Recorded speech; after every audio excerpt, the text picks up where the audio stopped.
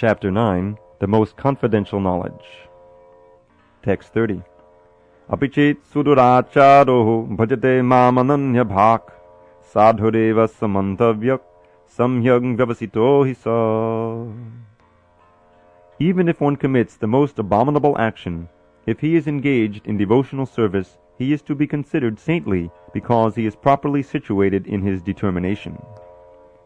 Purport. The word sudurachara used in this verse is very significant, and we should understand it properly. When a living entity is conditioned, he has two kinds of activities. One is conditional, and the other is constitutional. As for protecting the body or abiding by the rules of society and state, certainly there are different activities, even for the devotees, in connection with the conditional life, and such activities are called conditional.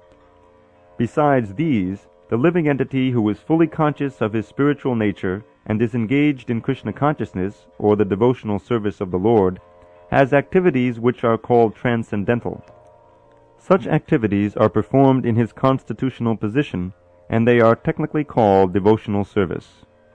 Now, in the conditioned state, sometimes devotional service and the conditional service in relation to the body will parallel one another. But then again, sometimes these activities become opposed to one another.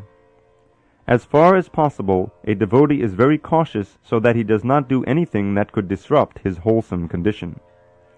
He knows that perfection in his activities depends on his progressive realization of Krishna consciousness. Sometimes, however, it may be seen that a person in Krishna consciousness commits some act which may be taken as most abominable socially or politically. But such a temporary fall down does not disqualify him.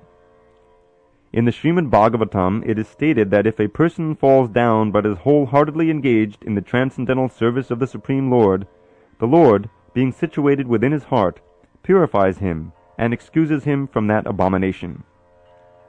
The material contamination is so strong that even a yogi fully engaged in the service of the Lord sometimes becomes ensnared. But Krishna consciousness is so strong that such an occasional fall down is at once rectified. Therefore, the process of devotional service is always a success.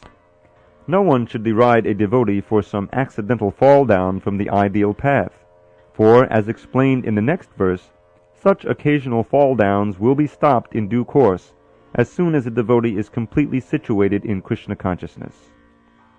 Therefore, a person who is situated in Krishna consciousness and is engaged with determination in the process of chanting Hare Krishna, Krishna Krishna, Hare Hare, Hare Rama, Rama Rama, Hare Hare, should be considered to be in the transcendental position, even if by chance or accident he is found to have fallen.